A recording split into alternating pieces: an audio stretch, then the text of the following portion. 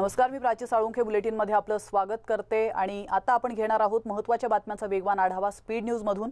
सुरुवात करतोय अतिशय महत्त्वाच्या बातमीने। सुप्रीम कोर्टाने मराठा आरक्षण रद्द केल्यानंतर आरक्षणासाठी मराठा समाज आक्रमक झालाय, तर कोल्हापूर नंतर आता नाशिकमध्ये मराठ्यांचा एल्गार पाहायला मिळालाय। या आंदोलनासाठी संभाजीराजे आणि अनेक मराठा आंदोलक एकत्र आले होते आणि यावेळी नाशिकमधील लोकप्रतिनिधींसमोर पुन्हा एकदा मराठा समाजाच्या मागण्या मांडण्यात आल्या। तर मराठा समाजाच्या मागण्यांपैकी सर्वाधिक मागण्या या सरकारकडून मान्य करण्यात आल्याचं यावेळी बोलताना संभाजीराजे छत्रपती यांनी म्हटलंय। सोबतच सरकारने 21 दिवसांची मुदत मागितली असल्याचं त्यांनी म्हटलंय, तर 1 महिन्यासाठी मूक आंदोलन स्थगित करणार असल्याची घोषणाही संभाजीराजेंनी केली आहे। राजधानी दिल्लीत राजकीय घडामोडींना वेग आला असून प्रशांत किशोर आणि शरद पवार यांच्यात तब्बल 3 तास चर्चा झाली असून या चर्चेमध्ये विरोधकांची भक्कम आघाडी उभी करण्यासंदर्भात चर्चा झाल्याची माहिती सूत्रांनी दिली।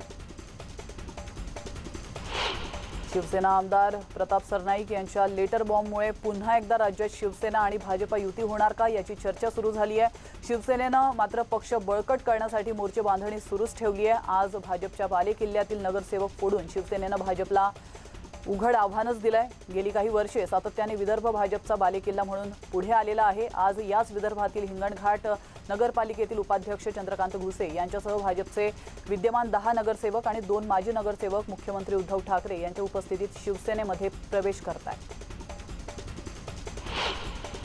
नवी मुंबई विमानतळाच्या नामांतराचा वाद आता आणखी पेटण्याची शक्यता आहे। सरकारकडून विमानतळाला बाळासाहेबांचं नाव देण्याचा आग्रह होत असतानाच मनसे अध्यक्ष राज ठाकरेंनी मात्र विमानतळाला छत्रपती शिवाजी महाराजांचं नाव द्यावं असं म्हटलंय।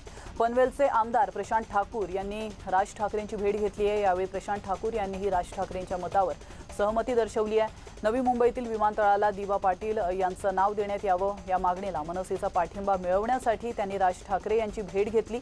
मात्र यावेळी त्यांनी मुंबई विमानतळाप्रमाणेच या विमानतळालाही छत्रपती शिवाजी महाराजांचं नाव असावं असं म्हटलंय। दरम्यान विमानतळाला छत्रपती शिवाजी महाराजांचं नाव दिल्यास कोणताही पक्षाचा नेता वादविवाद करणार नाही अशी प्रतिक्रिया विरोधी पक्षनेते प्रवीण दरेकर यांनी दिली। आजपासून नवं लसीकरण धोरण अंमलात आणलं जाणार आहे। या धोरणानुसार 18 ते 44 वयोगटातील नागरिकांचं मोफत लसीकरण करण्यात येईल। मात्र राज्यात प्राधान्याने 30 ते 44 वयोगटातील नागरिकांचं लसीकरण होणार आहे। तसंच आता लस घेण्यासाठी कोविन ॲपवर नोंदणीची गरज नाही आहे। सर्व सरकारी आणि खासगी लसीकरण केंद्रांवर ही नोंदणीची सुविधा देण्यात आली आहे। त्यामुळे वयोवृद्ध नागरिकांना याचा मोठा फायदा होणार आहे। तसंच राज्यात वॉक इन लसीकरणावर अधिक भर दिला जाणार आहे। लोकसंख्या, कोरोना रुग्णांची संख्या आणि लसीकरण या आधारावर लसी पुरवण्याचा निर्णय केंद्र सरकारने घेतला। मुंबईमधून लसीकरणासंदर्भातली महत्त्वाची बातमी आहे। गोरेगावच्या नेस्को लसीकरण केंद्रावर लस घेण्यासाठी आलेल्या नागरिकांनी संताप व्यक्त केलाय। लसीकरण केंद्रावर सोयींचा अभाव असल्याचा आरोप यावेळी या नागरिकांनी केलेला आहे।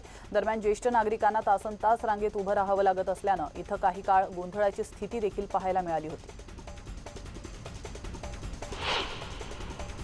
तर औरंगाबादमध्ये 30 ते 44 वयोगटातील नागरिकांना कोरोनाची लस देण्यात आली आहे आणि शनिवारी औरंगाबादमध्ये पहिल्या दिवशी 10 केंद्रांवर 2080 नागरिकांनी लस घेतली होती। तर आज शहरात महापालिकेच्या वतीने एकूण 67 केंद्रांवर लसीकरण सुरू होतं। त्यातील 37 केंद्रांवर नोंदणी केलेल्या नागरिकांसाठी तर 30 केंद्रांवर थेट लसीकरण करण्यात आलं आहे।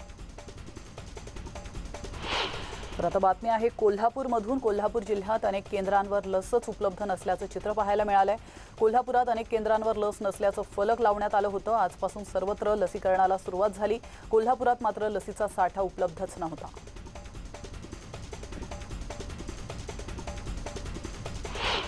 सध्या नागपूरमध्ये 30 वयोगटावरील सर्व नागरिकांचं लसीकरण सुरू आहे। नागपूरच्या 106 केंद्रांवर हे लसीकरण सुरू असून त्यापैकी 3 केंद्रांवर कोवॅक्सिन तर 103 केंद्रांवर कोविशिल्डचे लसीकरण सुरू आहे। नागपूरमध्ये आतापर्यंत फक्त 1,80,000 नागरिकांचा दुसरा डोस झालेला आहे। अजूनही 3,50,000 नागरिक दुसऱ्या डोसच्या प्रतीक्षेत आहेत। नागपुरात लसीकरण मोहीम 30 ते 44 वयोगटातील नागरिकांचं लसीकरण आज केलं जात आहे।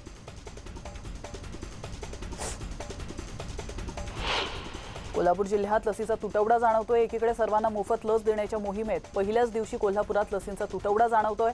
कोल्हापुरात अनेक लसीकरण केंद्रांवर लस नसल्याचे फलक लागलेले आहेत। पहिल्याच दिवशी इथं लसीचा तुटवडा निर्माण झाल्यानं मोहिमेचा पार फज्जा उडाला।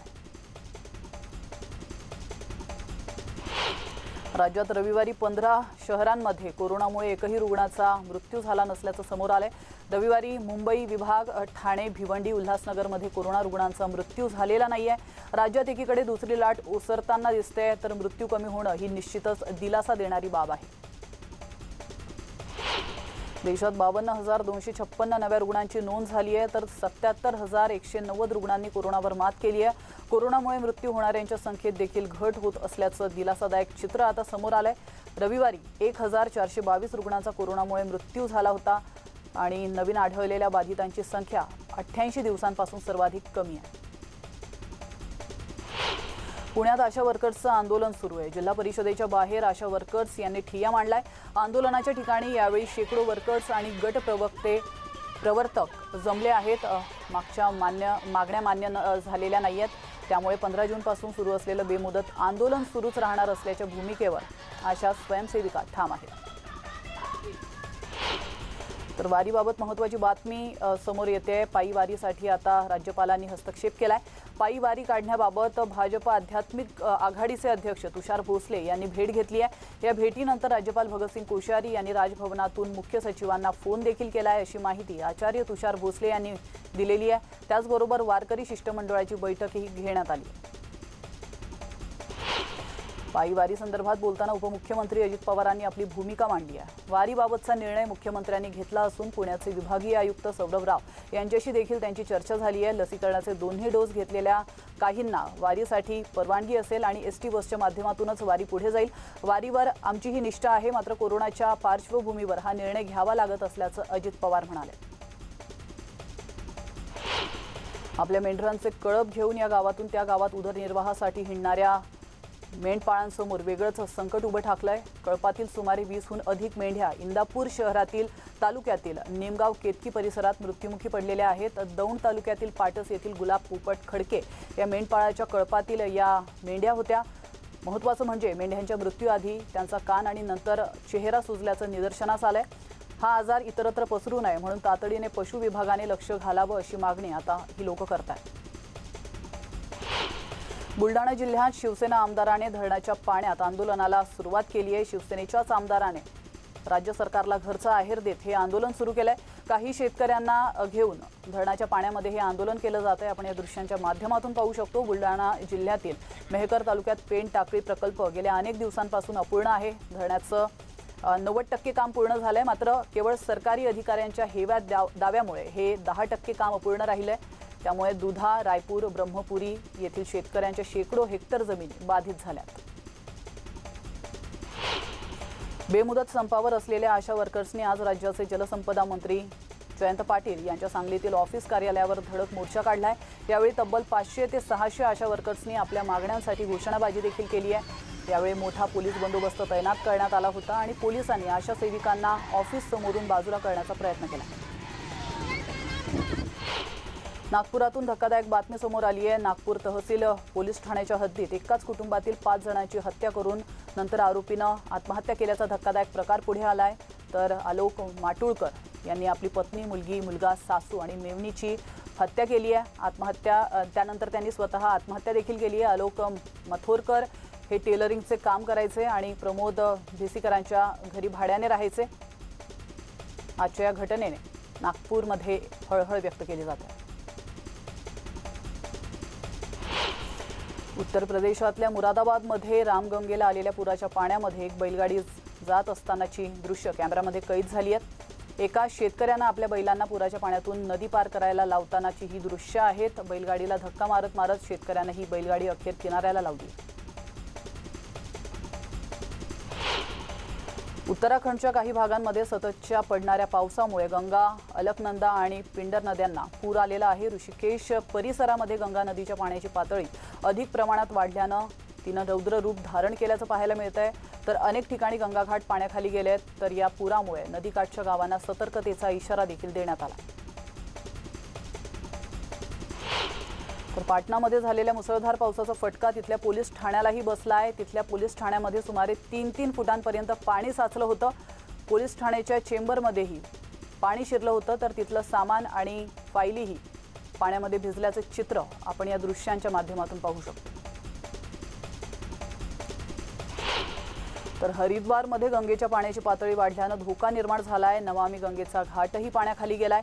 तर प्रशासकीय अधिकाऱ्यांनी तिथे जाऊन पाणी पातळीची पाहणी केली आहे। सोबतच तिथल्या लोकांना सतर्क करण्यात आलंय। तर कुणीही नदीत जाऊ नये यासाठी अपील करण्यात आलंय। उत्तराखंडच्या पौड़ी गढ़वालच्या श्रीनगरमध्ये एका डोंगराचा काही भाग कोसळल्यानंतर रस्त्यावर तो भाग पडलेला आहे। त्यामुळे बद्रीनाथ हायवेवरील वाहतूक काही काळ ठप्प झाली होती। काही जणांनी ही घटना कॅमेऱ्यामध्ये कैद केली आहे। गेल्या काही वर्षांमध्ये अशा घटनांमध्ये वाढ झाली आहे। तर दुसरीकडे देवप्रयाग आणि ब्यासी परिसरामध्येही अशाच प्रकारे दरड कोसळल्याची घटना घडली आहे। यूपीच्या अलीगडमध्ये एका सब इन्स्पेक्टरनं युवकाला पाण्यामध्ये बुडताना वाचवलेला आहे। हा युवक गंगा नहर पुलाच्या जवळ उभा होता, मात्र तो अचानक पाण्याच्या प्रवाहात पडला। इथला प्रवाह अत्यंत वेगवान होता, त्यामुळे तिथे ड्युटीला असणाऱ्या आशिष यांनी त्या युवकाचा ओरडण्याचा आवाज ऐकला आणि त्यांनी थेट प्रवाहात उडी मारत त्या युवकाचे प्राण वाचवलेत। या घटनेनंतर एसपींनी त्यांना 25,000चं बक्षीस देखील दिलं। टीम इंडियाचा दिग्गज स्पिनर आर अश्विन याने त्याच्या निवृत्तीबाबत मोठं वक्तव्य केलं आहे। प्रतिस्पर्धेमुळे आपल्याला सर्वोत्तम कामगिरी करण्याची प्रेरणा मिळते। ज्या दिवशी स्वतःमध्ये सुधार करण्यासारखं वाटणार नाही त्या दिवशी आपण क्रिकेट खेळणं सोडू, असं अश्विन म्हणालाय। अश्विन वर्ल्ड टेस्ट चॅम्पियनशिपच्या फायनलमध्ये न्यूझीलंड विरुद्ध खेळतोय। तर 2 जून रोजी अभिनेत्री तेजश्रीचा वाढदिवस होता। त्या निमित्ताने आशुतोष पत्कीने एक पोस्ट शेअर केली होती। या पोस्टवरून त्यांच्या अफेअरच्या चर्चा रंगल्या होत्या। आता तेजश्रीने एका मुलाखतीमध्ये या वक्तव्याला पूर्णविराम दिलेला आहे। आशुतोष हा माझा खूप चांगला मित्र आहे, त्यामुळे त्याने माझ्या वाढदिवसानिमित्त एक फोटो पोस्ट केला आहे। मालिका सुरू असताना आमच्यात काहीतरी सुरू आहे अशा चर्चा देखील व्हायच्या, त्यामुळे माझ्यासाठी हे काही नवीन नाही, पण आमच्यात मैत्री पलीकडे काहीच नाही, असं तेजश्री म्हणाली। सुप्रसिद्ध कॉमेडियन कपिल शर्माने सोशल मीडियावर पहिल्यांदाच आपल्या मुलांसोबतचा फोटो शेअर केलाय। या फोटोसोबत कपिलने एक कॅप्शन दिलाय।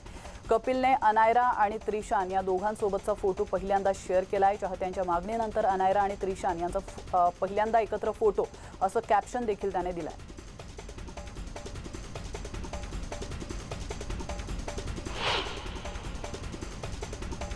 इथे घेतो एक छोटासा ब्रेक, लगेचच परत येतोय। तुम्ही पाहत रहा स्पीड न्यूज।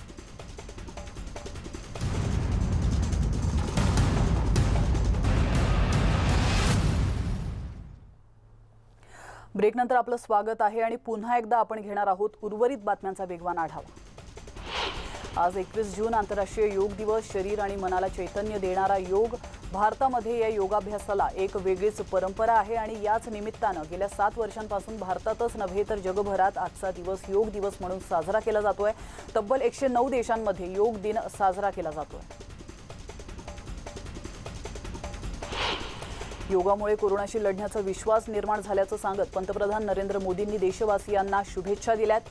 नरेंद्र मोदींनी आंतरराष्ट्रीय योगा दिनाच्या निमित्ताने देशवासियांना संबोधित केलंय। यावेळी त्यांनी कोरोना संकटात योगाचं महत्त्व सांगितलंय। योगामुळे निरोगी आयुष्य, सामर्थ्य आणि सुखी जीवन मिळतं याची आठवणही त्यांनी करून दिली आहे। जागतिक योग दिनानिमित्त मुंबईच्या महापौर किशोरी पेडणेकर यांनी कर्मचारी वृंदांसह योग साधनेत सहभाग घेतलाय। यावेळी त्यांनी नागरिकांना योग दिनाच्या शुभेच्छा देखील दिल्या।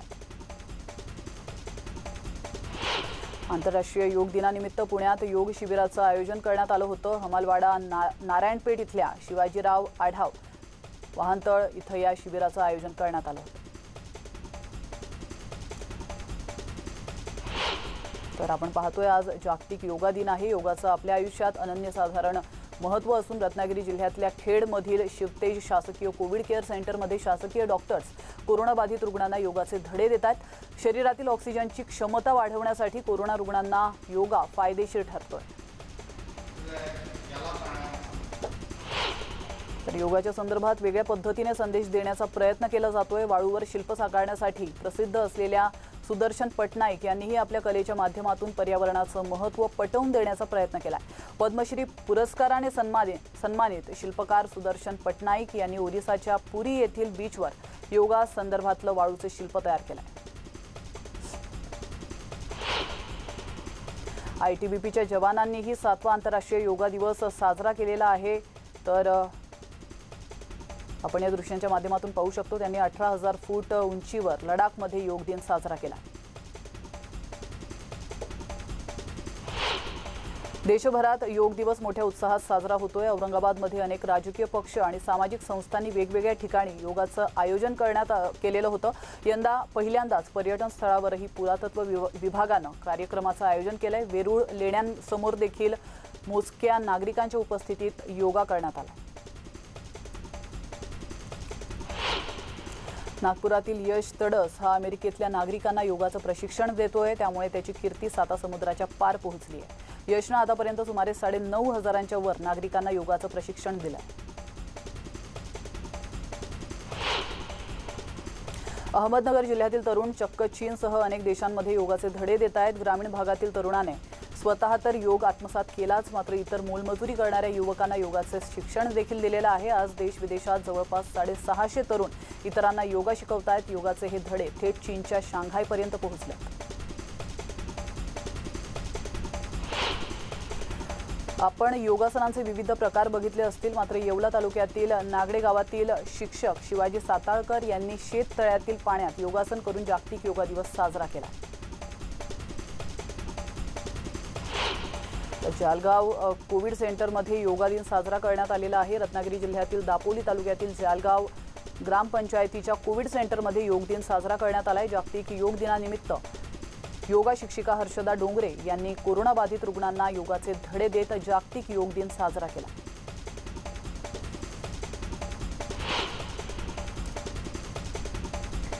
आणि यासोबतच स्पीड न्यूजमध्ये वेळ झाली इथंच थांबण्याची। महत्त्वाच्या बातम्यांचे सर्व अपडेट्स आपल्या मोबाईलवर मिळवण्यासाठी न्यूज 18 लोकमतच्या यूट्यूब चॅनलला सबस्क्राईब करायला विसरू नका। आणि शिवाय शासनाने आखून दिलेल्या सर्व नियमांचं पालन करा। घरातून केवळ अत्यावश्यक काम असेल तरच बाहेर पडा आणि मास्क लावायला विसरू नका। स्वतःची काळजी घ्या। नमस्कार।